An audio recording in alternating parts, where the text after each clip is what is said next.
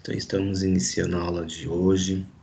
Hoje, o tema da aula de hoje é um tema bastante importante para o direito penal. É um tema bastante complexo. Então, nós vamos iniciar a aula de hoje. O tema é erro de tipo. Então, o tema da aula de hoje é erro de tipo. E quando eu digo que ele é bastante complexo, é porque é um tema que não é tão fácil de compreender. Então, se você vamos nos deparar com bastante profissional aí da área do direito que não entende esse tema, que não compreende esse tema, por ser um tema bastante assim, que eu ia te dizer, bastante difícil. E assim como os outros temas da área penal também são bastante complexos, por ser parte geral demanda muito estudo. Então, a lição de casa que eu venho falando para vocês, ó, já algumas aulas, é que vocês precisam rever essas aulas de forma exaustiva. Não basta assistir só uma vez a aula, porque vocês não vão compreender.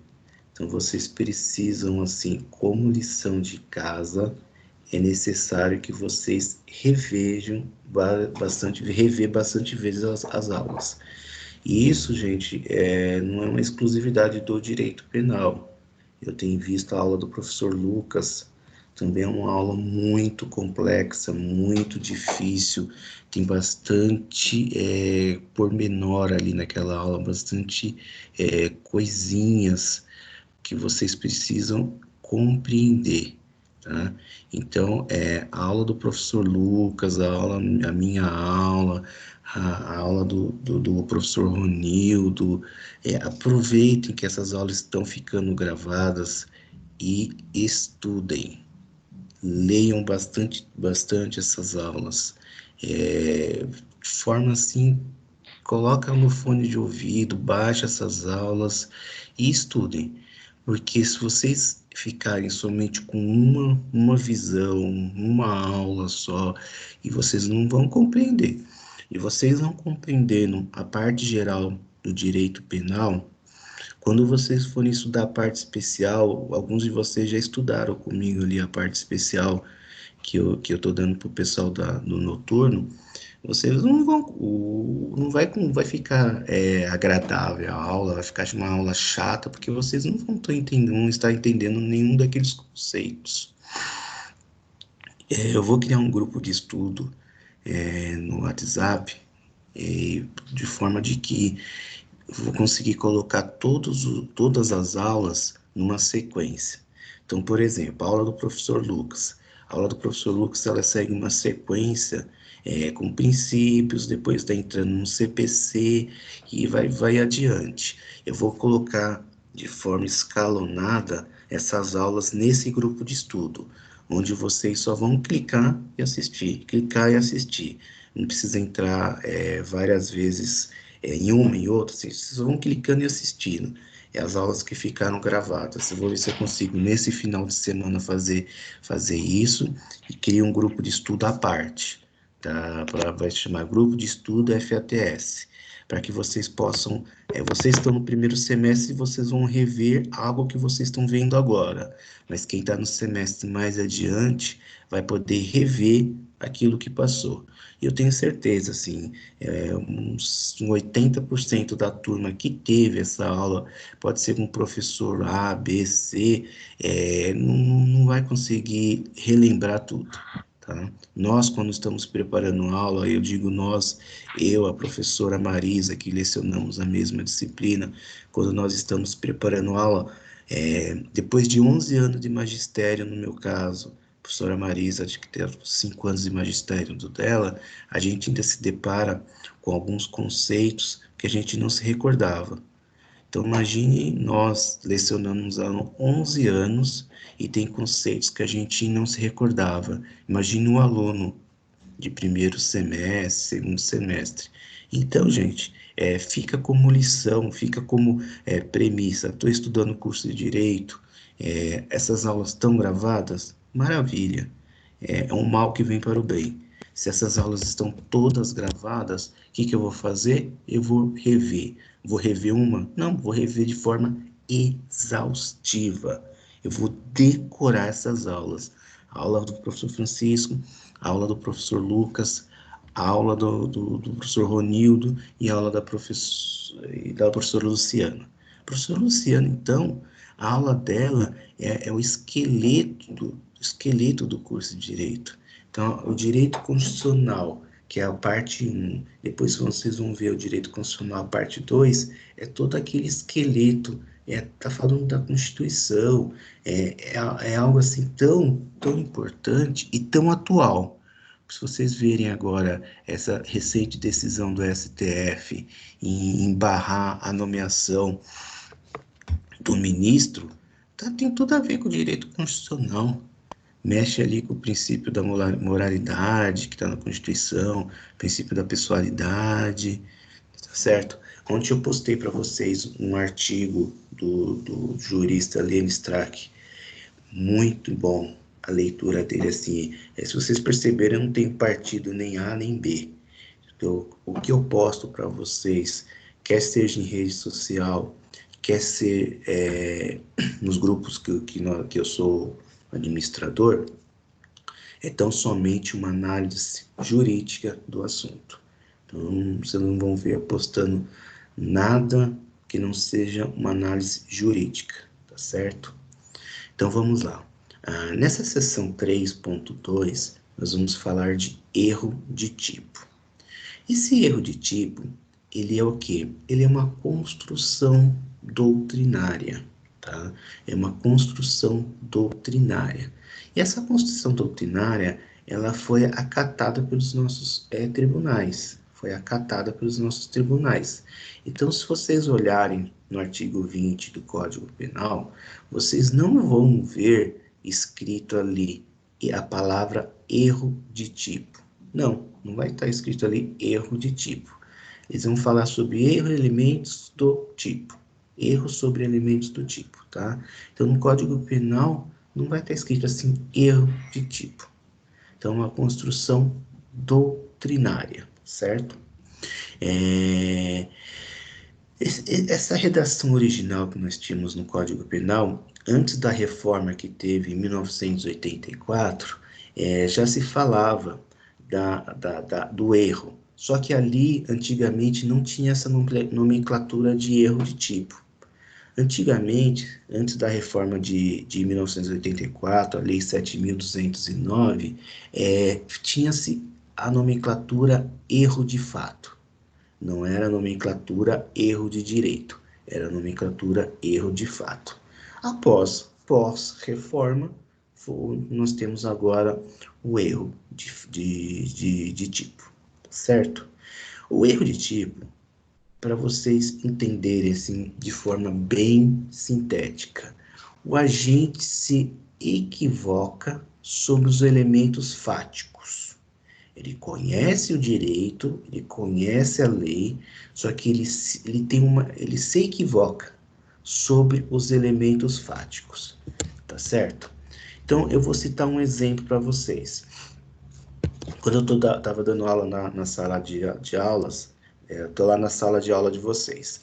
Aí eu vou e coloco a minha carteira, uma carteira comum. Eu pego minha carteira, coloco em cima da mesa. Minha carteira está lá em cima da mesa, uma carteira preta comum. Aí a Eusana pega a carteira dela e coloca ao lado da minha. Então, eu tenho a minha carteira, a Eusana coloca a carteira dela ao lado da minha. São duas carteiras idênticas, só que uma tem os documentos do Francisco e a outra tem os documentos da Eusana. Só que são duas carteiras idênticas. E o que acontece, gente? Na hora que acaba a aula, eu pego a carteira da Eusana, né? Carteira da Eusana, ao invés de pegar a minha carteira. E eu me equivoco sobre o elemento fático. O que é o elemento fático? A coisa alheia. O que é esse elemento? É o móvel, né? O objeto, a res. eu me equivoco. Quando eu me equivoco, eu pego a carteira da Elsana e vou embora, teoricamente, eu estaria cometendo o quê? Um furto. Subtrair coisa alheia móvel para si ou para outra. Só que eu estou em estado de erro. Eu não sei que aquela carteira não é minha. Para todos os efeitos, aquela carteira ali, ela é minha. Na minha cabeça, na minha mente, aquela carteira é minha. Em nenhum momento eu tenho aquele elemento subjetivo que nós vimos nas aulas anteriores, eu não tenho aquela intenção de cometer um furto. Em nenhum momento eu tenho essa intenção. Logo, eu estou em estado de erro. Olha no slide. Erro, falsa compreensão do agente sobre algo. Falsa compreensão do agente sobre algo. Eu penso que a carteira é minha, quando, na verdade, a carteira é de outrem. Eu estou numa falsa percepção da realidade. Eu estou em estado de erro. Eu lembro que essa aula ficou marcado para mim desde a época da graduação. Eu tinha um professor, um excelente professor, que depois eu me deparei com ele no mestrado, ele se chamava professor Ivan Martins. O melhor professor que eu já tive até hoje, o professor Ivan Martins, não desmerecendo os demais professores que eu tive na graduação. Então, o professor Ivan Martins, ele deu essa aula para mim lá na graduação e eu lembro até hoje, como ficou marcado. E o exemplo que ele deu na ocasião, ele falou vamos supor que eu tenho um carro. O meu carro é um Fiat Uno. Na época o Fiat Uno estava em alta, ainda tem um Uno, né? Mas na época estava bem em alta. Então eu estaciono meu Fiat Uno numa rua. É um Fiat Uno vermelho. Aí eu deixo ele estacionado ali. Aí quando eu volto, hoje não dá mais, porque essas chaves são criptografadas, né? Mas vamos partir do pressuposto, quando eu volto, ali, naquela mesma rua, tem um Fiat Uno estacionado. Eu vou, abro ele e vou embora para casa. Quando eu chego em casa, que eu percebo que aquele Fiat Uno que eu levei não é o meu. Tinha um outro Fiat Uno ali estacionado, o qual a chave serviu. Hoje não dá para dar esse exemplo mais para na nossa chave, mas antigamente, lá em 1997, 98, quando foi minha graduação, dava para dar esse exemplo. Aí eu pego esse Fiat Uno e levo para casa. Quando eu chego em casa, eu vejo que esse carro não é meu. Eu cometi um furto? Aí vamos ter que analisar se eu cometi o furto ou não. Logo, eu estou em estado de erro. Se eu estou em Seu- estado de erro, eu não cometi esse furto. Que nós vamos ver agora que tipo de estado de erro que eu Professor, vou estar. Oi? pode fazer uma pergunta? Sim, Você falou que, no caso, entra no erro de tipo o furto, né? O roubo, enfim. Essa furto. Não, coisa, não fala a isso. palavra roubo. Grave ameaça, violência já sai do estado de erro. Ah, tá, furto, né? Esse elemento fático, por exemplo, que é a coisa, né? Ele precisa ser exatamente idêntico ao que eu tinha. Se for uma coisa Semelhante. diferente, eu pegar enganada, Aí eu não não vou entra estar em nessa esta... questão. aí a gente vai ver agora daqui a pouco, porque sobre o homem médio. Aí daqui a pouco eu consigo responder essa sua Ah, pergunta. tá. Porque aí eu não vou estar em estado de erro, porque uma outra pessoa na mesma situação não erraria. Mas daqui a uns 5 minutos Uhum, eu já consigo resolver, tá, responder a sua pergunta, tá bom. tá? Tá. Então, esse é o exemplo da carteira, tá? Eu estou lá dando aula, pego a carteira da Elsana e levo embora. Aí eu estou em estado de erro. Logo, a gente vai ver se esse tipo de erro que eu tô cometendo, se me isenta de pena ali, ou não. Se me exclui, isenta de pena, não. Se exclui o meu dolo ou não. Vamos ver, então. Vamos voltando aqui no slide. Então, o erro tem uma falsa percepção sobre a realidade ali. Ele recai sobre um ou mais elementos do tipo luminal. Sobre coisa alheia móvel, né? Se a coisa é alheia, porque assim, ó, percebe-se. Nesse exemplo que eu dei, para ser furto, a coisa tem que ser alheia. Ou seja, eu não posso furtar uma carteira minha. Eu tenho que furtar algo de alguém. Então, a coisa é alheia, tá? Por que a coisa é alheia? Porque é da Osana, não é minha. Por isso é que a coisa é alheia. Só que eu, na minha mente, para todos os efeitos da minha mente, eu estou cometendo o quê? Nada. Eu estou levando um objeto que eu deixei em cima da mesa. Eu não estou cometendo nenhum crime. Eu não estou cometendo nenhum furto, tá certo? Então, voltando ao slide, uma falsa percepção da realidade, tá? O agente pensa que está fazendo alguma coisa e na realidade ele está fazendo outra. Só que aí a gente tem dois tipos de erro, tá? É o tema central aqui. Nós temos o erro sobre o erro de tipo essencial e o erro de tipo acidental, tá? Então vamos diferenciar o erro de tipo essencial do erro de tipo acidental. Então, um pouquinho antes. Então, eu já dei o exemplo do furto, né? Coisa alheia móvel. Qual é a elementar do furto? A coisa ser alheia. Então, se eu estou levando uma carteira, mas na verdade essa carteira não é alheia, eu penso que a carteira é minha, logo eu estou incorrendo em erro de tipo. Então, nós temos o erro de tipo essencial, ele recai, gente, sobre elementos essenciais do tipo. Erro de tipo essencial recai sobre elemento essencial do tipo. E o erro de tipo acidental, ele não vai cair sobre elementos essenciais.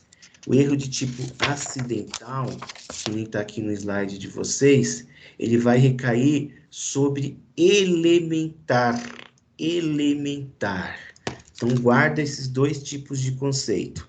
Para eu distinguir se o erro de tipo é essencial do erro de tipo acidental, no erro de tipo acidental, ele cai sobre algo elementar do tipo. O que é um algo elementar? Algo elementar é aquilo que não é essencial. É aquilo que mesmo eu incorrendo, eu estou dentro do crime. É diferente do tipo de erro essencial. No tipo de erro essencial, furto, coisa alheia. Ali a coisa alheia, se ela deixar de ser alheia e é minha própria coisa, não existe furto de própria carteira. Logo, eu não estou cometendo nenhum crime. No erro tipo de acidental, se eu tirar aquela coisa elementar, ainda assim há crime. Ainda assim há crime. Então, voltando aqui. Erro de tipo essencial recai sobre algo elementar do crime, algo essencial.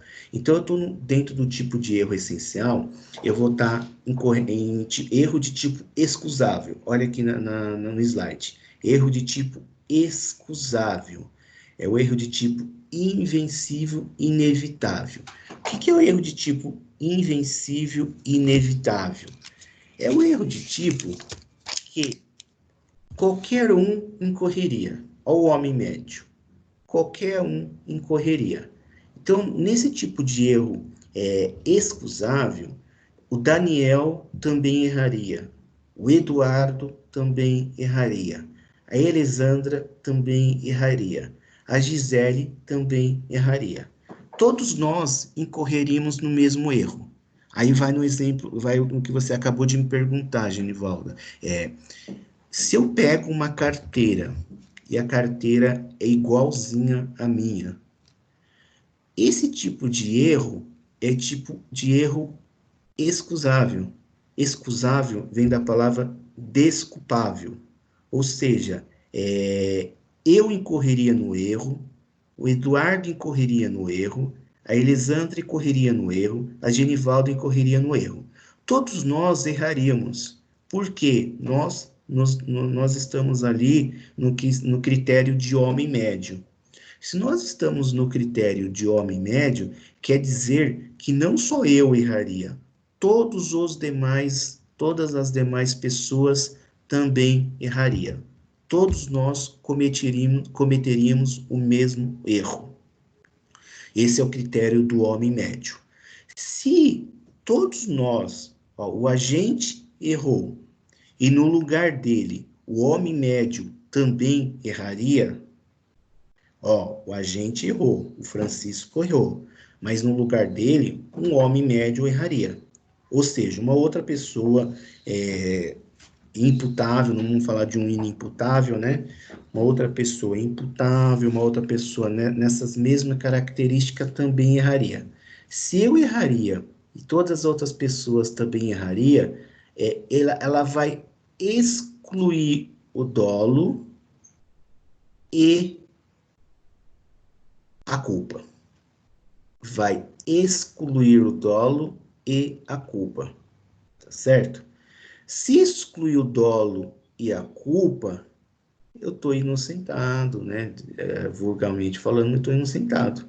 Se exclui o dolo e também exclui a culpa, logo eu estou isento de pena ali. Eu não vou responder. Saiu, né, a apresentação. Então, eu já vou voltando aqui para a apresentação, eu vi que saiu. Então, se exclui o dolo, exclui a culpa, eu me isento do cometimento do crime. Porque para que haja crime, tem que haver ou o dolo ou a culpa. Eu não posso cometer um crime, que nem nós falamos na aula anterior. Você observa que uma aula tem uma sequência da outra.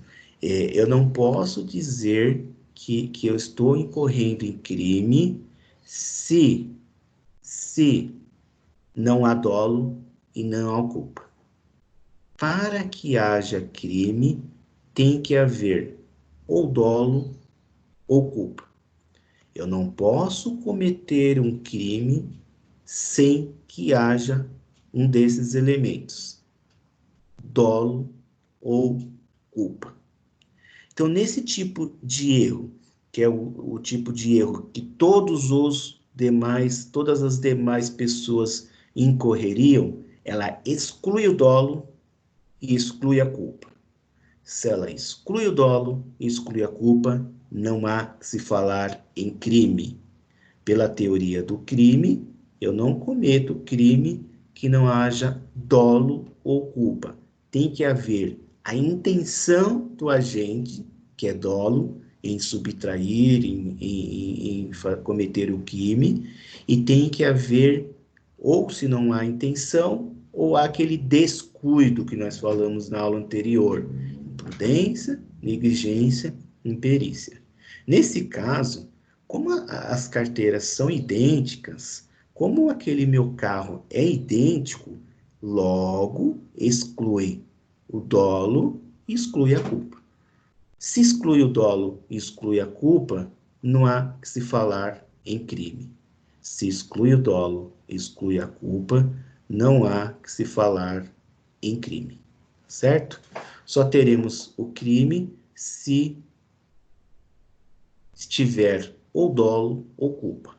Eu tenho dolo de subtrair aquela carteira? Não, eu não tenho a intenção de subtrair aquela carteira. Porque eu penso, eu estou em erro, falsa percepção da realidade. Eu penso que aquela carteira é minha, tá?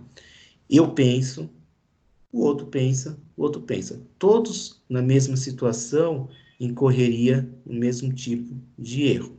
Se todos incorreria no mesmo tipo de erro, Logo, exclui o dolo, exclui a culpa. O critério, qual é o critério? O critério é o do homem médio. O agente errou, no lugar dele, o homem médio também erraria. É excusável? Sim, é excusável. Desculpável. Se é excusável, se é desculpável, logo isento o agente do crime, excluindo o dolo, excluindo também a culpa, tá certo? Agora eu estou naquele caso, agora vamos lá, Genivaldo, a carteira não é idêntica, a carteira é muito diferente. Então, eu incorri em erro, certo? Eu peguei uma carteira que não era minha, eu incorri em erro. Só que a Genivalda, ela não incorreria no mesmo erro. A Elisandra não incorreria no mesmo erro. As demais pessoas desse grupo não incorreriam o mesmo erro. O homem médio falado não incorreria no mesmo erro. Se o homem médio que nós estamos falando não incorreria no mesmo erro, logo esse tipo de erro ele não é excusável, ele não é desculpável. Esse tipo de erro é inexcusável. Ele é o quê? Evitável.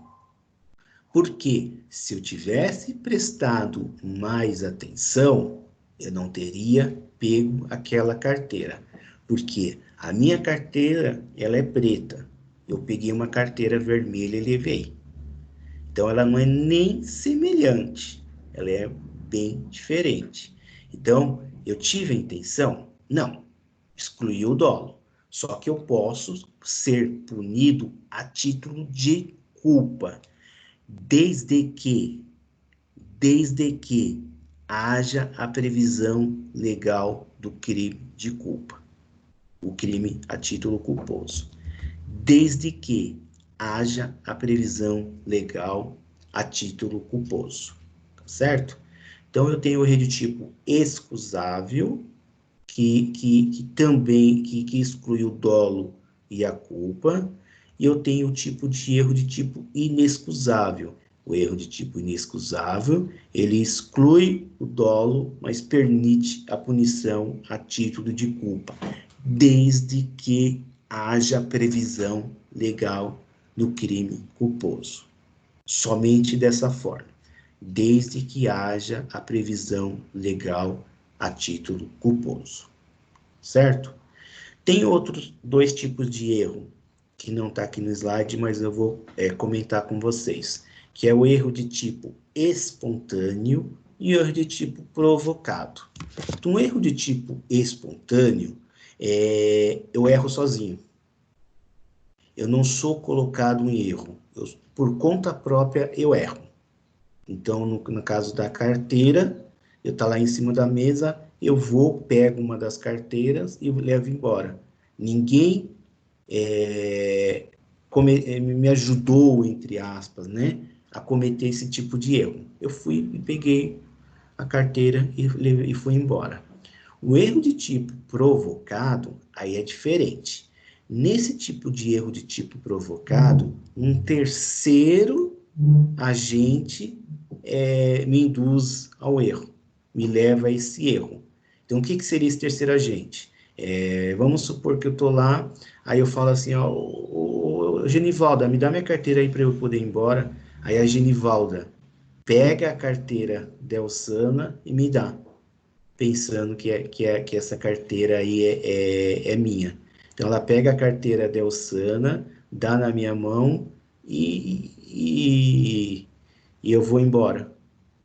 Aí é o erro de tipo provocado. Eu não estou errando sozinho. A Genivalda que me induziu a esse erro. Pelo artigo 20, parágrafo 2º, o que acontece? Responde pelo crime o terceiro que determinou o erro, tá?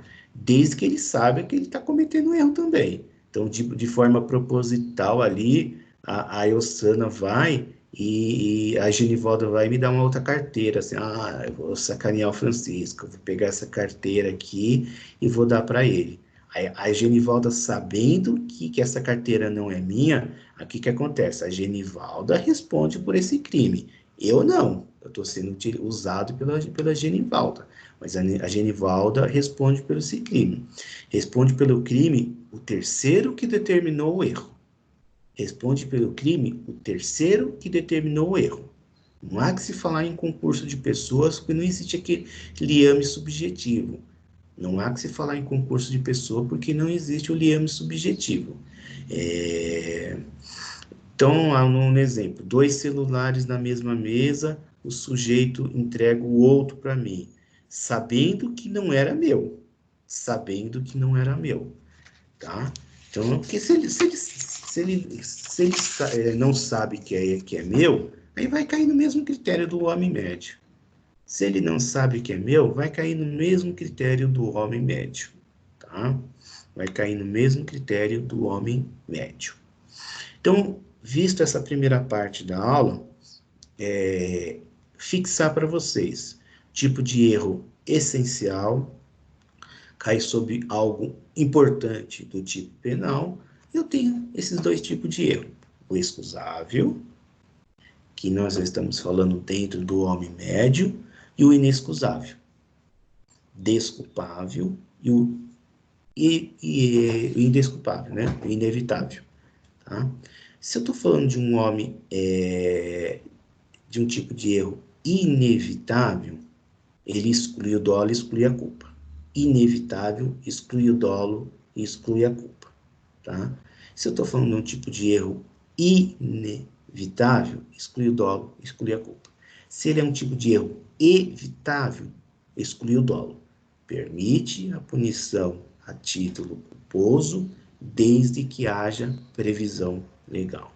Permite a punição a título culposo, desde que haja a previsão legal. E eu vou falar agora do tipo de erro acidental.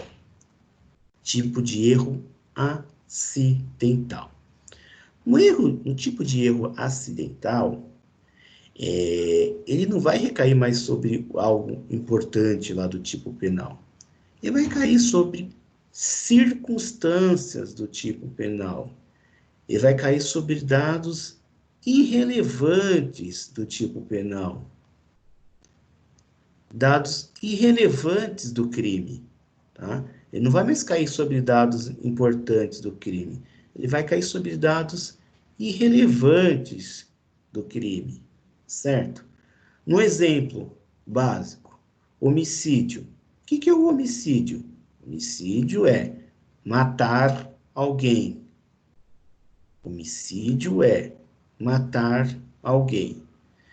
Nessa expressão, matar alguém, o que eu vou ter como irrelevante? A pessoa. Nesse nosso exemplo, a pessoa é irrelevante. O que seria a pessoa ser irrelevante? Se eu entro dentro da sala de aula e vou matar a Genivalda, dou um tiro na Genivalda. Só que nós vamos ver dessas 6 situações aqui. Se eu dou um tiro com a intenção de matar a Genivalda, por erro, eu mato a Elsana, não importa, é irrelevante. Por que é irrelevante? Eu matei alguém.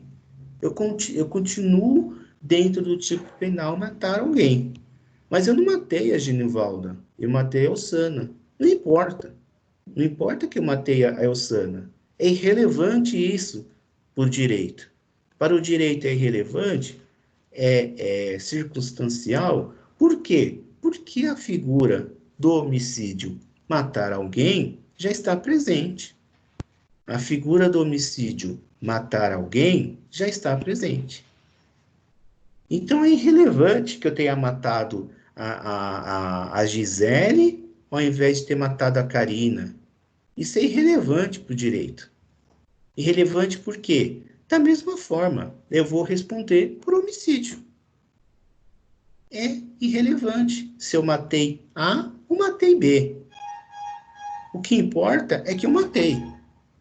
Ah, mas eu não tinha intenção de matar a Genivaldo, eu tinha intenção de matar. Não importa, dane-se. Eu matei.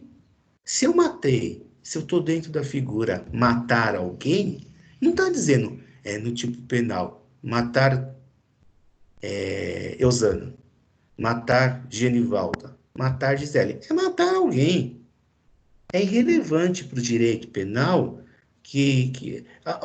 essa situação seria interessante, né? Então eu chego lá e falo, ó, eu quero matar a Eusana.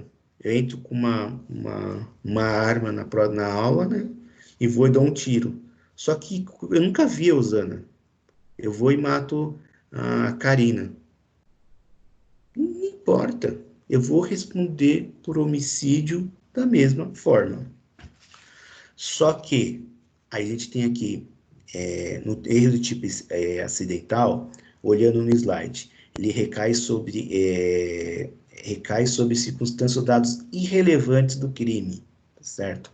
Agrega um tipo penal para qualificar, diminuir, tanto faz, mas os dados são irrelevantes do tipo penal. A morte existe. O que pode acontecer? Ah, eu matei a Karina, mas eu não matei mas era por uma qualificadora ali de motivo torpe. Aí posso afastar a qualificadora, porque eu matei a pessoa errada, que nós vamos ver daqui a pouco. Mas eu não vou afastar a figura do tipo penal, tá? Então vamos agora analisar cada uma dessas 6 situações de tipo de erro acidental. Eu tenho erro sobre a pessoa, olhando aqui no slide.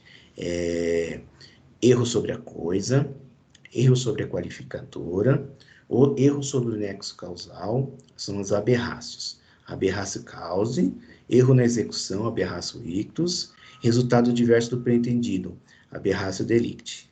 Essas 3 últimas são as aberrações, crimes de aberração. Então vamos iniciar aqui do início, como dizia o famoso filósofo. Erro sobre a pessoa. No erro sobre a pessoa, eu confundo a vítima virtual com a vítima real. Eu tenho uma confusão. Então, para eu saber se eu estou diante de um erro sobre a pessoa, eu vou decorar, eu vou saber que a palavra-chave do erro sobre a pessoa é confundir. Confundir, tá certo? O agente quer matar então vamos lá, o Francisco quer matar a Genivalda. Ele se confunde e mata a Gisele. Não se considera as condições qualificadoras da vítima real, senão as pessoas da vítima virtual contra quem queria praticar o crime. Logo, lá na dosimetria da pena, o juiz levará em condições a da vítima virtual. Exemplo básico, gente. Ó, exemplo. Vocês sabiam que matar ascendente é uma qualificadora? Então, vocês não sabiam, agora vocês estão sabendo. Então, matar ascendente é uma qualificadora. Tá ali no artigo 65, se não me engano, inciso 3 do Código Penal. Então, matar alguém é uma qualificadora, tá? Então, se o Daniel quer matar o pai, ele vai lá na casa do pai e vai matar o pai. Então, Daniel quer matar o pai. Ele se confunde e mata o tio, porque eles são parecidos. Ele se confunde, ele mata o tio, porque o tio é parecido. Tá? Então há uma confusão entre a vítima virtual, aquele que iria, com a vítima real, aquele que realmente foi acometido pelo crime. Então, se há uma confusão entre a vítima virtual e a vítima real, uma confusão e efetivamente atingido é o tio, a vítima virtual, então eu quero matar o pai e mato o tio, que é irmão gêmeos, De acordo com a teoria adotada pelo nosso Código Penal, teoria da equivalência do bem jurídico, nós estamos diante de um erro sobre a pessoa. A vítima virtual, nesse caso, ela não correu perigo nenhum, porque ela não estava nem lá na casa. O pai do Daniel estava lá em Bugaçu e o Daniel estava em Taboão da Serra.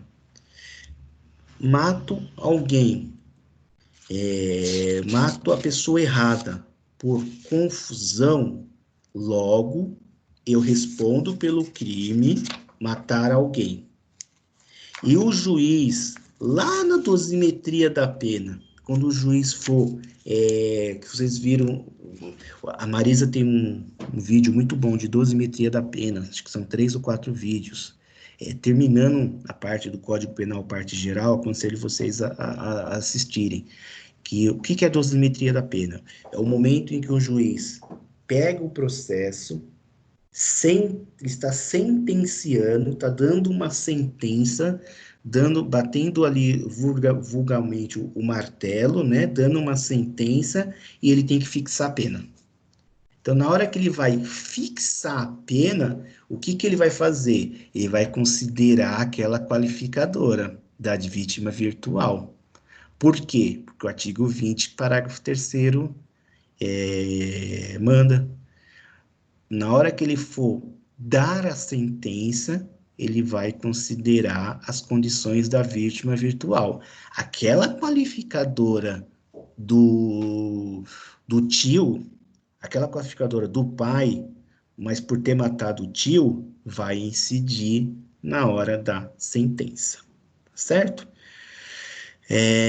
Plano da tipicidade, né? Irrelevante no tocante lá ali no dosimetria da pena, ele vai falar, ele vai fixar a dosimetria da pena, levando em conta a consideração da vítima virtual, e vai ter agravante. Vai ter uma circunstância que agrava a penalidade do agente, porque quando a vítima é ascendente. Ah, mas foi o tio. Não importa, não importa. Ah, foi o amigo do pai que estava lá, mas é parecido com o pai, ele se confundiu, estava de costa, os dois têm cabelo, os dois são carecas. Não importa, ele vai responder pelo crime da mesma forma, e na hora que o juiz for dar a sentença, ainda vai considerar o que? A qualificadora. Tá bom? Então, no erro sobre a pessoa é isso. Erro sobre a coisa. O agente quer praticar o crime contra determinada coisa, mas ele erra, acaba praticando o crime com coisa diversa. O exemplo, mais um exemplo. A Genivalda, ela trabalha num shopping center à noite. Por isso que a Genivalda está com sono agora. Então, a Genivalda trabalha no shopping Taboão à noite. E ela trabalha de segurança de shopping. Então, ela fica a noite toda lá trabalhando de segurança. Agora não precisa mais que tá fechado, né, Genivalda? Mas ela trabalha de segurança. E ela vê na vitrine, tem uma vitrine lá de uma relojoaria famosa, um relógio que custa 50 mil reais. Ela olha aquele relógio, e ela faz o seguinte, ó, no calar da noite, eu vou furtar esse relógio e vou levar embora. O que acontece, gente? Ela vai e furta. O agente quer praticar um crime sobre determinada coisa, objeto, né? Mas por erro ela acaba pegando coisa diversa. Ela vai e pega aquele relógio pensando ser um relógio Rolex e furta uma réplica que custa 40, 50 reais. O que acontece nesse caso? Ela vai deixar de responder por furto? Não. Ela responde pelo furto da mesma forma. Mas não era Rolex, era um relógio de 50 reais. Não importa, é irrelevante. A coisa alheia é alheia, continua sendo uma coisa alheia. E aí, mas aquele relógio Rolex que custava 50 mil reais, esse relógio que ela levou custa 50 reais. Ah, ela vai responder por crime da mesma forma. Só que qual vai ser a tese de defesa que pode ser utilizada aqui? Eu posso aplicar o princípio da insignificância. Quando a coisa, quando a res, ela é uma coisa barata, é uma coisa insignificante, é uma coisa de pequeno valor, desde que eu esteja diante de um furto e não um roubo, não confundam, não posso falar palavrão que vai ficar gravado, né? Mas não confundam furto com roubo. Vocês já não podem mais ter essa confusão. Vocês já estão aí em dos 2 meses de aula, não pode ter mais essa confusão. Quando eu furto um objeto que ele é... Lembra que eu dei o exemplo na sala de aula que eu peguei uma caneta e furtei a caneta? Quando eu furto uma coisa que ela é irrelevante, eu posso aplicar o princípio da significância. Mas eu vou aplicar o princípio da significância ali numa tese de defesa. O crime eu estou respondendo da mesma forma. Minha tese de defesa, quando eu for fazer lá minha defesa, o advogado for fazer minha defesa, ele vai alegar o princípio da insignificância. Isso não quer dizer de que não respondo por crime, respondo por crime da mesma forma. Então, no erro sobre a coisa, o agente quer praticar um determinado crime, subtrair uma coisa valiosa, e no exemplo dado, ele subtrai uma réplica. Nesse caso, eu aplico o princípio da significância. Só que o erro ele recai sobre dados irrelevantes. Eu estou dentro de um erro acidental. Se ele recai sobre dados irrelevantes, respondo pelo furto da mesma forma. Furto, eu respondo pela mesma forma. Pode ser compatível com o princípio da significância? Maravilha. Se for compatível, melhor ainda. Agora, se não for compatível também, responderei pelo crime sem o princípio da insignificância. Tá certo? Então, falamos sobre o erro sobre a pessoa, falamos sobre o erro sobre a coisa, agora vamos falar sobre o erro sobre a qualificadora. Qualificadora é um erro circunstancial. O agente pratica o crime desconhecendo a presença daquela qualificadora. O agente pratica o crime desconhecendo a presença daquela qualificadora.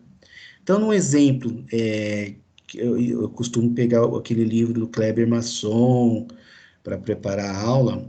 No exemplo que é dado, o que acontece, gente? Até nas aulas que ele dá, ele cita o exemplo daquele cara que é atleta. O sujeito que é atleta, ele é saltador de varas, né?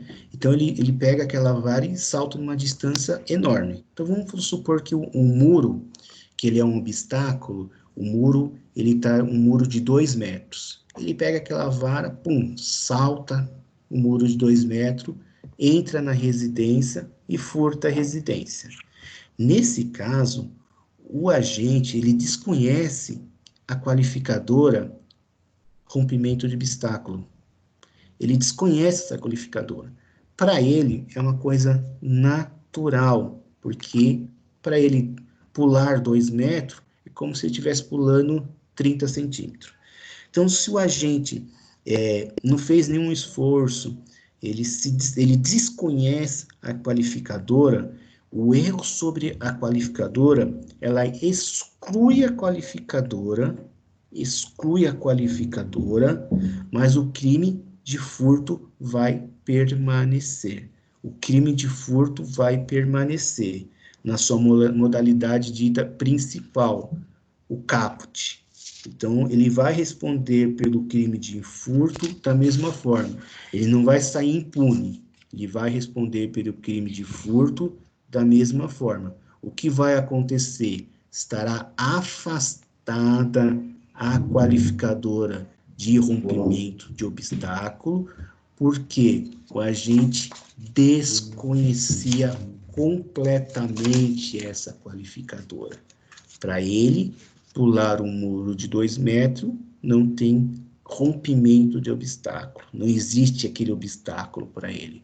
Se não existe aquele obstáculo para ele, não há que se falar nessa qualificadora de rompimento de obstáculo. Certo? Erro sobre a pessoa, erro sobre a coisa, erro sobre a qualificadora. Agora eu vou falar do erro sobre o nexo causal, aberrácio cause.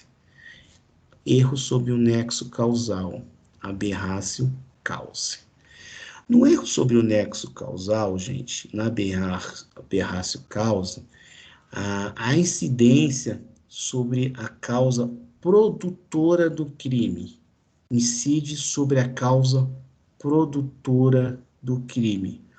O agente pratica uma conduta e acredita que alcançou o resultado. O agente pratica uma conduta e acredita que alcançou o resultado, tá? Então, depois, em seguida, ele pratica uma nova conduta. Em seguida, ele pratica uma nova conduta. Só que essa nova conduta dele com uma finalidade diversa. Então, o exemplo que tá no slide de vocês. A gente pratica uma conduta e acredita ter alcançado o resultado. Depois pratica uma conduta com uma finalidade diversa. Então, A atira em B. Então, homicídio praticado por revólver. Depois, para se livrar do corpo, ele joga o corpo no rio. É localizada essa vítima posteriormente e essa vítima morreu de afogamento. É relevante, nesse caso, se ela morreu de afogamento ou se ela morreu de tiro? É irrelevante. O homicídio vai persistir da mesma forma. Esse dado, esse erro sobre o nexo causal, sobre aquele liame subjetivo que nós vimos anteriormente, que liga a conduta ao resultado, aquele liame subjetivo que liga a conduta ao resultado, é irrelevante. E não importa, eu não vou responder por crime porque o homicídio não foi praticado pelo revólver, o homicídio foi praticado por outro objeto, lá, uma outra causa, foi afogamento. Não importa, o agente praticou uma conduta, acreditou ter alcançado o resultado, em seguida ele pratica uma nova conduta e descobre que essa nova conduta, que seria o mero exaurimento do crime, efetivamente que produziu o resultado. Não importa, o erro sobre o nexo causal não afasta o crime do agente, tá? O que a gente vai tirar daí? A qualificadora que pode existir sobre o afogamento, aí ela é discutível. A qualificadora do afogamento, aí é discutível. Vai ter posicionamento que não existiu o dolo do afogamento, não existiu a intenção do afogamento, como vai existir o posicionamento que existiu um dolo geral. Esse dolo geral, a gente assumiu o risco de ter provocado afogamento, não importa. A partir do momento que ele jogou o outro no rio, não importa. Ele assumiu o risco de, se ele estivesse vivo, ele cometeria o crime por afogamento. Então, com relação à aberrácio cause, que pode ser discutido a nível de houve a qualificadora ou não, o que pode ser discutido é uma coisa, mas o que não se discute é que houve o homicídio. Isso é indiscutível, tá? Homicídio houve e a gente responde por homicídio. Agora, o que eu posso discutir? Vai responder por homicídio qualificado ou não? Vai responder por homicídio sim. Aí sim. Aí isso a gente pode discutir. Fora isso, não há que se discutir. Tá bem? E próxima aberração, erro na execução, aberrácio ictus. O erro na execução, gente, está ali no artigo 73 do Código Penal. Ele está idêntico no artigo 73 do Código Penal. O que que diz ali? Quando é modalidade de erro de tipo acidental, por acidente ou erro, no uso dos meios de execução. O acidente ou erro é no uso dos meios de execução. Ao invés de atingir a pessoa que eu pretendia, eu atinjo pessoa adversa. Eu erro, é o famoso falha de pontaria. Erro na execução, aberratio ictus, é a famosa falha na pontaria. Então, a pessoa, eu chego na sala de aula, eu sei quem é o Daniel, observa-se, gente, aqui eu sei quem é a pessoa, eu sei quem é o Daniel, eu saco a minha peixeira, vou lá e enfio no Daniel. Só que quando eu enfiei ali, eu errei, eu manobrei errado ali, ó, a minha peixeira, em manobra de um lado e manobra do outro. É que nem um partir do pressuposto da professora Marisa, ela é vesga. Então, ela enxerga tudo meio doido ali, ela não bate assim, muito bem das ideias. Então, por uma falha, um erro na pontaria, pelo fato da professora Marisa ser uma pessoa vesga, ela não acerta a peixeira no Daniel e acerta no Eduardo. É uma falha na pontaria, tá certo? A vítima virtual, aquela que eu queria acertar, ela ficou lá ilesa. Ela correu o risco, porque ela estava do lado, mas ela ficou ilesa. Eu vou e acerto quem? A vítima real. A pessoa efetivamente atingida, quem é? A vítima real. Então, a vítima virtual não é acertada. Observa-se, gente, que há uma diferença básica entre o erro na execução e o erro sobre a pessoa. A diferença básica é que no erro na execução, na aberratio ictus, não há que se falar em confusão. Eu não estou confuso. Eu sou o quê? Eu errei a pontaria. Eu não me confundi. Ah, o Daniel não é parecido com o Eduardo. O Daniel é loiro, Eduardo é ruivo. Eu não me confundi. Não há confusão. Há o quê? Na aberratio ictus, há má pontaria. Na aberratio ictus, há má pontaria. Há uma falha na execução. A vítima virtual, ela até correu um perigo, porque ela estava do lado ali. Só que eu errei e acertei a vítima virtual. Tá certo? Nesse tipo de erro, na execução, nós temos duas variáveis aí. O que seria, gente?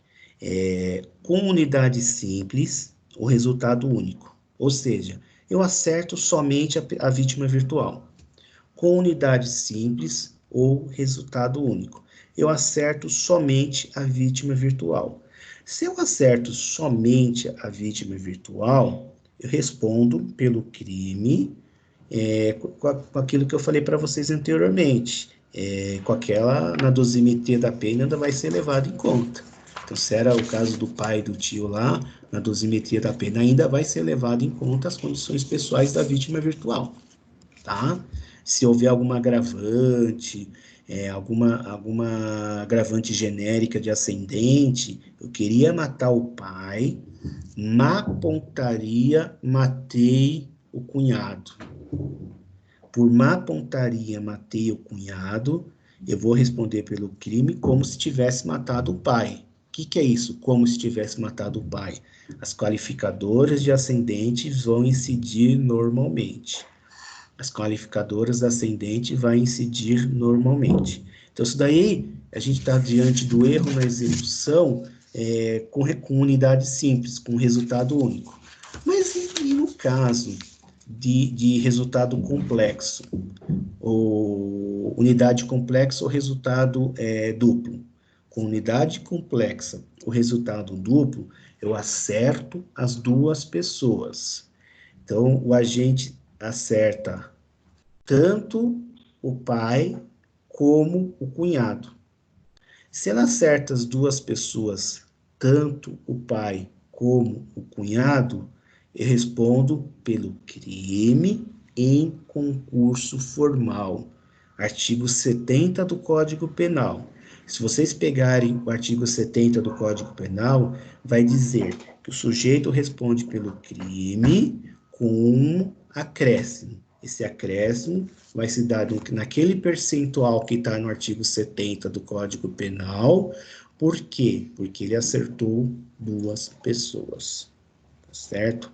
Aí é concurso formal, não é concurso material, é concurso formal. Se fosse concurso material, é concurso formal. Se fosse concurso material só a título exemplificativo, as penas seriam somadas. Pegaria a pena do homicídio e somaria. Nesse caso, não. Eu pego a pena do homicídio e acrescento porque houveram duas vítimas.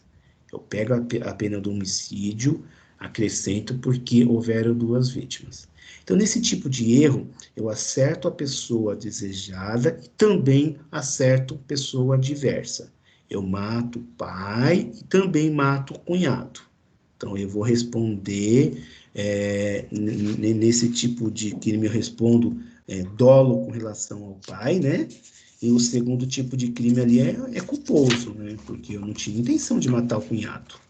Então, eu vou tomar um acréscimo da minha pena aí, por causa desse crime que eu cometi a título culposo. Em nenhum momento eu tive intenção de matar meu cunhado. Por uma pontaria, ou quando eu estou diante de um revólver, a bala acho que chicoteia, né, que diz, né? Acertou um, pá, acertou o outro. Então, nesse caso aí, eu estou diante do erro na execução, aberratio ictus, tá? No erro na execução, gente, eu tenho pessoa versus pessoa, tá? Acertei a cunhado, acertei o tio. Acertei o cunhado, acertei o tio. Ou deixei de acertar o cunhado e acertei o pai. Tem o pai e o cunhado. Pai e cunhado. Então, eu deixo de acertar um para acertar o outro. Ou acerto ambos. Então, aqui nós estamos diante no erro na execução. E a última modalidade que nós vamos ver, a última modalidade fala do resultado diverso do pretendido. O resultado diverso do pretendido, estamos diante do que? Da aberratio delicti. Aberratio delicti é resultado diverso do pretendido. O que vem a ser esse resultado diverso do pretendido? O agente queria praticar determinado crime, por erro, ele acaba praticando crime diverso. Então, o agente queria praticar determinado crime, por erro, ele acaba praticando crime diverso, tá? Então, vamos partir do pressuposto aqui do exemplo. Eu atiro uma pedra na vidraça, eu quero praticar um crime de dano. Então, atiro uma pedra na vidraça. Só que eu erro, ou a vidraça está aberta. Então, eu errei a vidraça. Eu errei a vidraça e acertei a pessoa que estava lá dentro. Acertei a Milena que estava lá dentro estudando. Acertei bem lá na cabeça da Milena, dei uma pedrada na cabeça da Milena. Observa-se, gente, há um erro aí. Há um erro que há um resultado diverso do pretendido, uma aberratio delicti. Em nenhum momento a Milena nem desafeto minha, né? Eu quero cometer um crime de dano, só que eu erro e atinjo a Milena. Nesse caso, gente, eu vou responder por lesão corporal culposa, de acordo com o artigo 74 do Código Penal. Eu vou responder o crime por lesão corporal culposa, tá certo? Então, vamos lá. Vamos pegar duas situações diferentes. Com unidade simples, um resultado único. Então, eu queria cometer um crime de dano, só que eu erro e acerto o pedestre. Aí eu respondo por lesão corporal culposa. Só que observe o inverso, gente. Olha o inverso. O inverso complica a cabeça de vocês. O inverso já sai toda dessa regra. Então, qual que é o inverso? Eu queria cometer um crime de lesão corporal, eu queria acertar, eu atiro uma pedra e queria acertar a Milena, naquele mesmo exemplo. Eu pego, atiro uma pedra e quero acertar a Milena no mesmo exemplo que eu dei anterior. Só que eu erro e acerto a vidraça.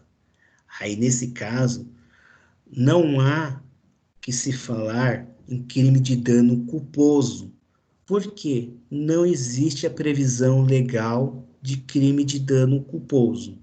Se não existe a previsão legal de crime de dano culposo, o agente vai sair impune dessa situação? Não. Nesse caso, ele não sairá impune dessa situação. Como não há a previsão de dano culposo, o agente responde por tentativa de lesão corporal. Tentativa de lesão corporal. Observa, gente, não estamos falando de lesão corporal culposa. Não vai existir uma tentativa de lesão corporal culposa. O dolo, a intenção do agente sempre foi o quê? Lesão corporal. Se a intenção do agente sempre foi a de lesão corporal, então eu vou responder pelo crime de tentativa de lesão corporal. Foge à regra do que a gente está falando anteriormente, certo? E com unidade complexa, o resultado é duplo, a gente pratica o crime desejado e também pratica o crime diverso. Então, eu acerto a vidraça, crime de dano na vidraça, e também acerto o morador. Então, eu respondo pelo crime na modalidade de concurso formal. Novamente, dano mais lesão corporal, eu pego ali o concurso formal, artigo 70 do Código Penal, e aplico o artigo 70 do Código Penal. Respondo pelos dois crimes, mas eu não vou ter as penas somadas, vou ter um acréscimo legal. Artigo 70 do Código Penal, como falamos anteriormente. Certo? Então, observa-se, gente, o erro sobre a pessoa, o erro sobre a coisa, o erro sobre a qualificadora, o erro sobre o nexo causal, o erro na execução, resultado diverso do pretendido, vocês, como eu frisei anteriormente, só vai entrar na cabeça de vocês na quinta, na sexta vez que vocês estiverem vendo esse vídeo. Antes, vai estar tudo enrolado ali, tudo de forma que vai ser difícil a compreensão, Vai tá? mesmo. Então, qual é a lição de casa, Genivalda? Ai, Reler, ler a apostila e ver várias vezes o vídeo. Depois da terceira ou quarta vez, você vai perceber que as coisas começam a entrar no eixo. Você vai conseguir fazer uma diferenciação do erro sobre a pessoa, do erro sobre a coisa, ali, mas antes disso, realmente, ele é bem complicado. Então, não é algo fácil de se entender, não. esse último, professor, deixa eu ver se eu entendi, esse último que você falou, esses três exemplos. O exemplo de jogar a pedra no vidro, é, Certo? errar e a pedra bater na cabeça de alguém, eu vou responder como crime culposo, é isso? E se Certo, é o sim. inverso, eu vou responder pelo doloso? Eu não É bem entendi, isso. eu não entendi o outro que você falhou. Então, a primeira parte eu entendi, a segunda parte eu não entendi porque falhou aqui a sua voz. Eu não sei se meus colegas entenderam assim, mas eu entendi assim, que o exemplo que você deu anterior, se a pessoa joga uma pedra e essa pedra entra e bate na cabeça de alguém, ela morre. Eu não vou responder pelo crime doloso, ou eu vou responder pelo crime culposo, eu posso ser absorvida, é isso? E se Não, eu... você vai se responder por culposo. Se vai ser absolvido ou não, vai ser o juiz que vai dizer. Você vai responder pelo crime na modalidade culposa. Tá. E se eu jogar, eu tiver a intenção de causar a lesão corporal, mas eu Certo. erro e quebro o vidro da casa, por exemplo, aí eu vou responder por crime culposo? Sim, porque não existe dano na modalidade culposa.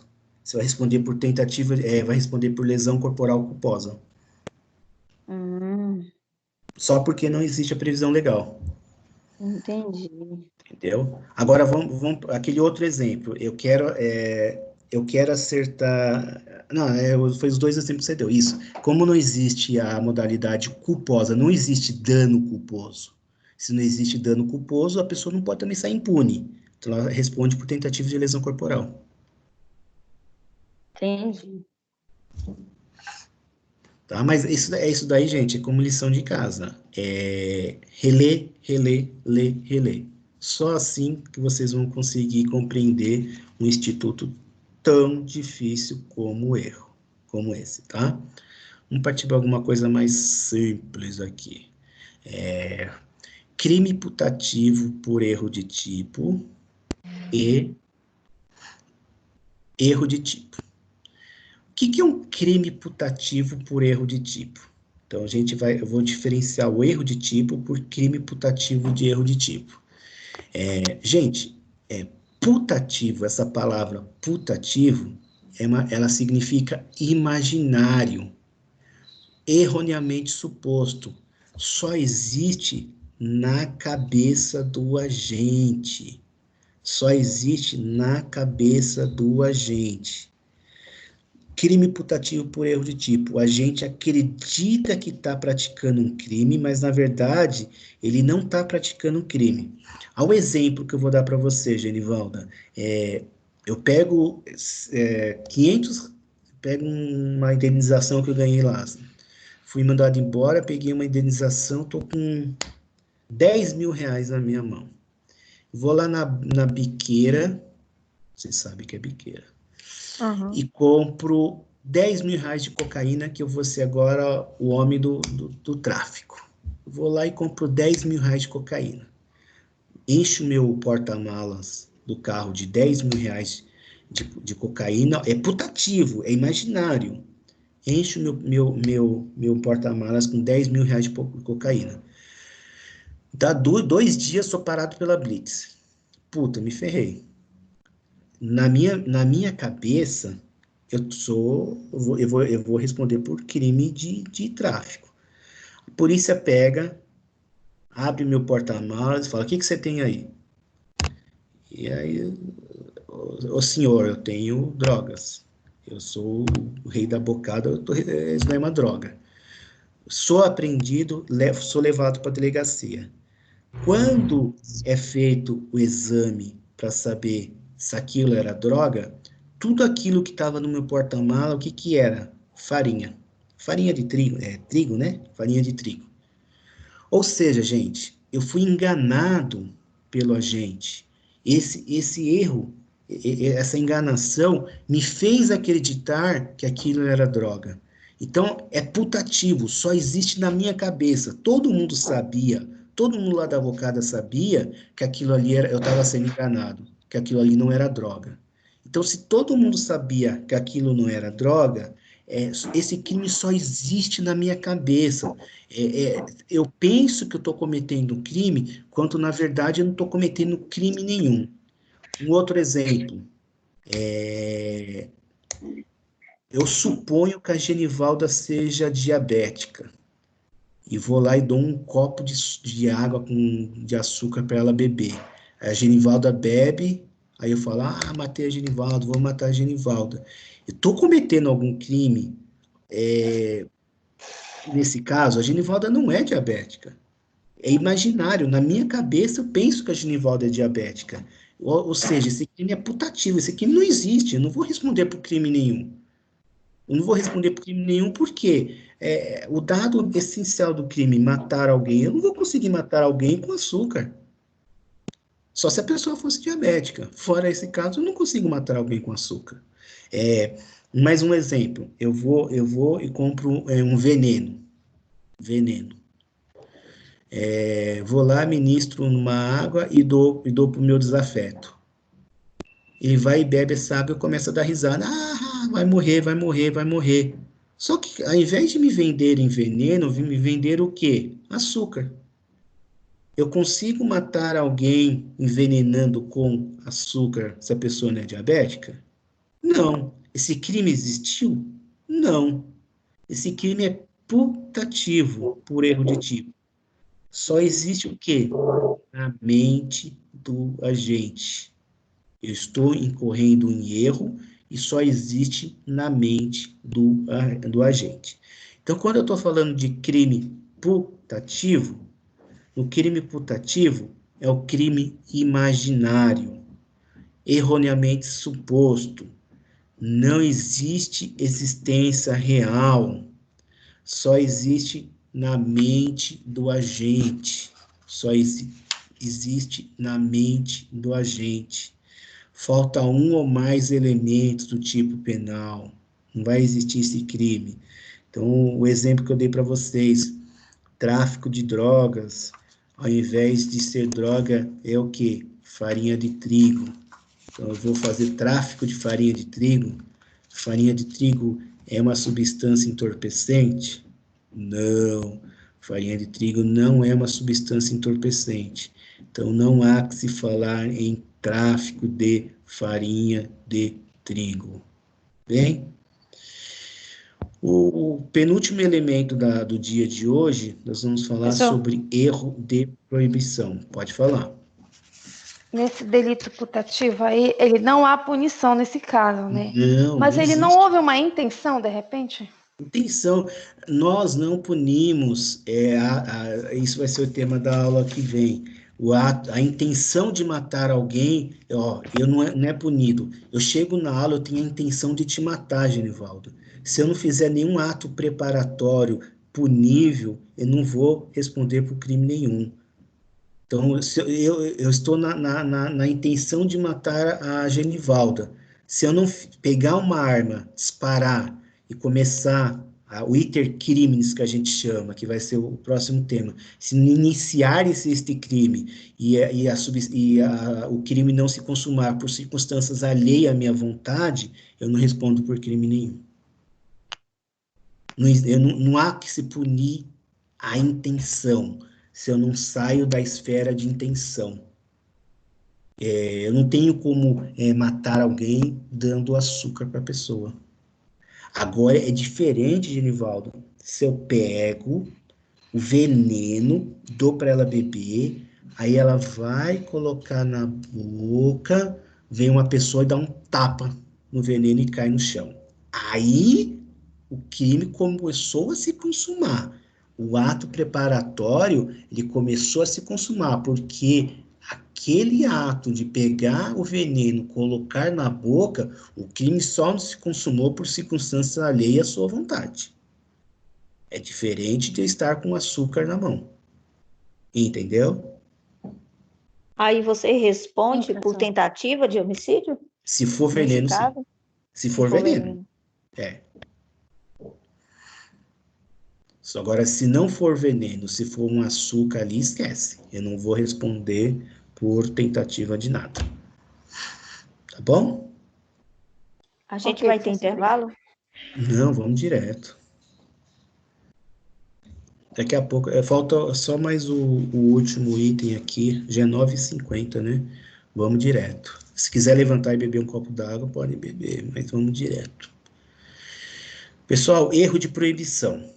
O erro de proibição, o que que acontece? Na mesma forma do erro de tipo, também é uma construção doutrinária. O que que é uma construção doutrinária? Não existe no Código Penal a palavra erro de proibição.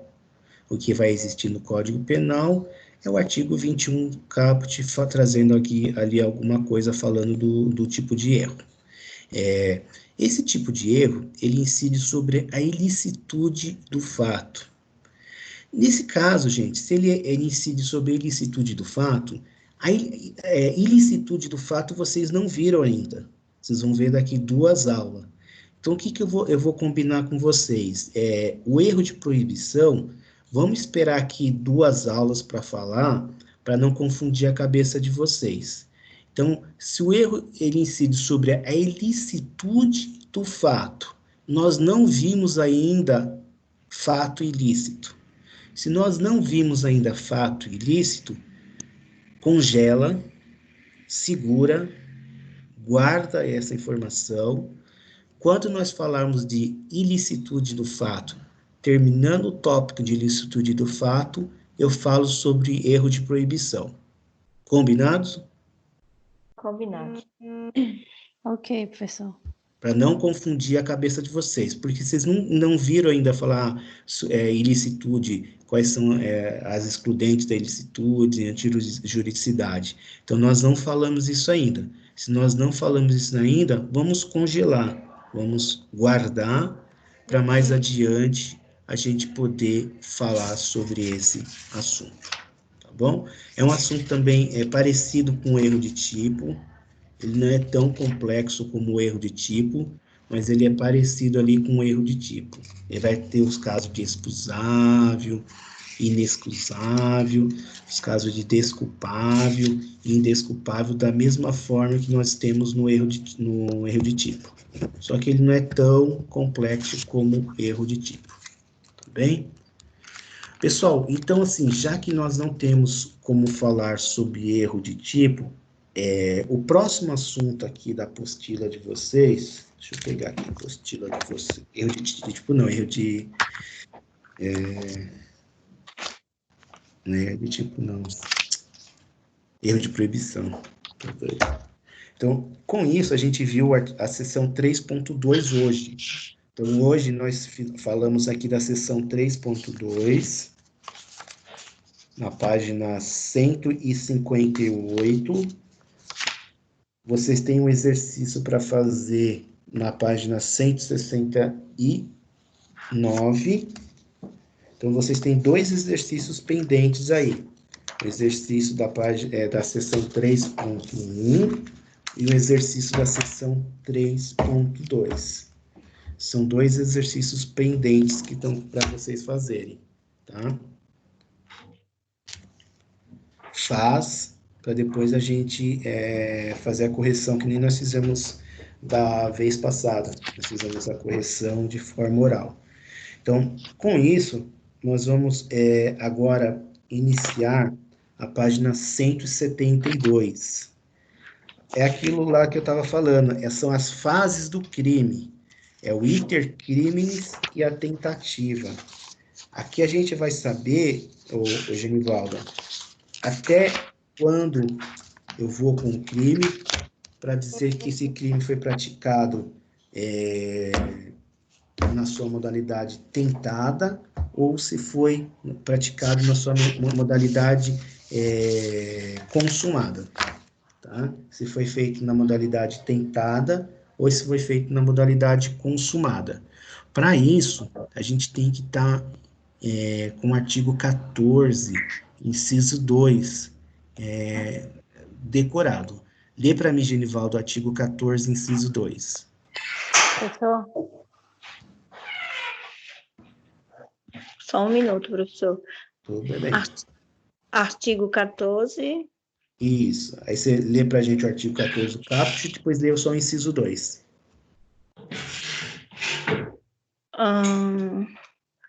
Artigo 14. Disse o crime consumado, incluído pela Lei 7.209, de 11/7/1984. Aí é para ler qual mais? Inciso 2. Inciso 2. Tentativa. Tentando, quando iniciada a execução, não se consuma por circunstâncias alheias à vontade do agente. Gente, nós temos aqui o crime, ele começou, ele se iniciou,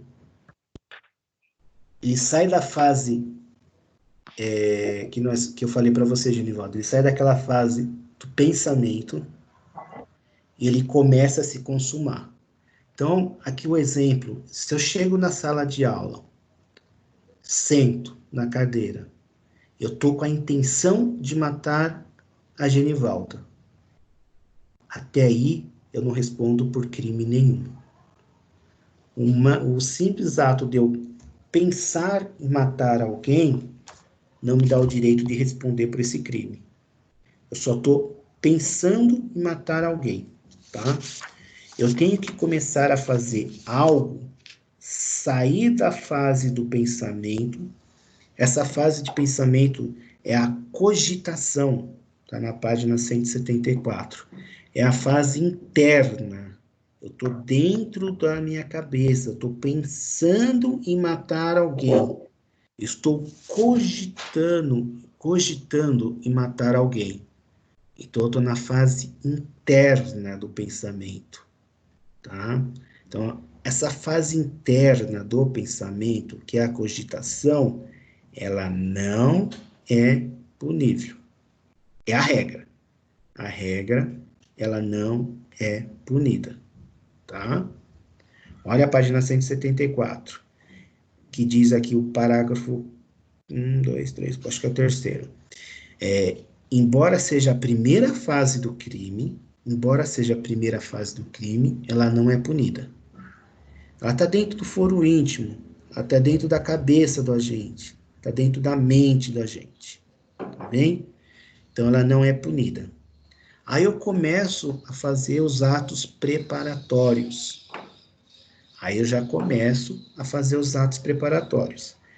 Quando eu começo a fazer os atos preparatórios, aí é diferente. Aí, dentro desses atos preparatórios, nós vamos estudar, a partir da próxima aula, se esse ato preparatório é punido ou não, tá? Então, a partir do momento que eu vou e compro uma arma, a partir do momento que eu comprei o veneno, esses atos preparatórios vão ser punidos? Depende. Se eu chego numa loja, compro um veneno e tô com o veneno no bolso, eu vou responder por tentativa de homicídio da Genivalda? Mas o veneno tá no meu bolso. Ninguém sabe o que passa na minha cabeça. O veneno tá dentro do meu bolso. Eu comprei uma arma. Fui lá, comprei uma arma de forma legal. Nosso presidente deixou eu comprar uma arma. Dentro dessa arma que eu tô com ela, eu já respondo por tentativa de homicídio? Eu já comecei os atos preparatórios? Eu já começo a responder por tentativa de homicídio o simples ato de comprar uma arma? E aí? O que você acha, Genivaldo? Eu acho que não. Se você comprou a arma legal, né? E não falou para ninguém que ia matar ninguém, eu acredito que não. E os atos executórios, quando eles começam a realmente ser punidos? A partir de que hora? Então, gente, para não iniciar a aula e não terminar no meio da aula que a gente não vai ter tempo de falar, vamos guardar, também vou acabar com o conteúdo antes da hora. A sessão 3.3 a gente vai falar na aula que vem, tá? Sessão 3.3 na aula que vem. E se der tempo, a gente já falar da sessão 3.4 também, porque a sessão 3.4, desistência voluntária, arrependimento posterior, são institutos bem curtinhos. Então, se tudo der certo, na próxima aula a gente vai falar do intercrimes e tentativa, desistência voluntária, arrependimento eficaz, arrependimento posterior e crime impossível.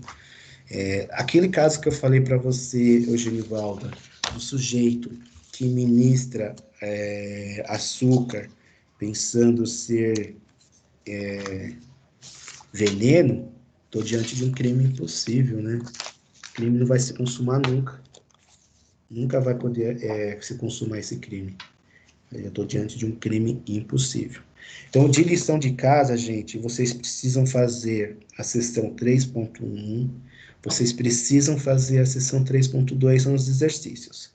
Vocês vão ler a página 172 até a página 193.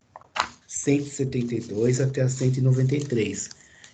Lê umas 2, 3 vezes assim, para quando a gente estiver falando na sala de na próxima aula, vocês lembrarem do que vocês leram. E eu vou criar esse grupo que eu expliquei para vocês, justamente para que vocês possam ter todos os arquivos em um lugar só. Então, vocês vão ter todos os arquivos da aula, de penal, de teoria geral do processo, de constitucional, em um local só. É um grupo de estudo que a gente vai criar aqui no WhatsApp para facilitar o estudo de vocês, tá bem? Então, por hoje é isso, gente. Se houver alguma dúvida, me chame no WhatsApp, me diga o que está acontecendo aí. E o colega que não conseguiu assistir a aula, peça que vê a gravação. E, gente, eu estou pedindo para vocês, leiam, estudem tudo que ficou para trás. Porque vai chegar uma hora que eu vou estar falando de conceitos, esse conceito utilizou o que foi feito atrás ali, se vocês não tiverem gravado o que passou, vocês não vão compreender nada do que eu estou falando. Isso vale principalmente para a aula do Francisco, que é penal, né, minha aula, e para a aula do Lucas, viu? Porque a aula do Lucas é uma aula muito pesada, muito complexa.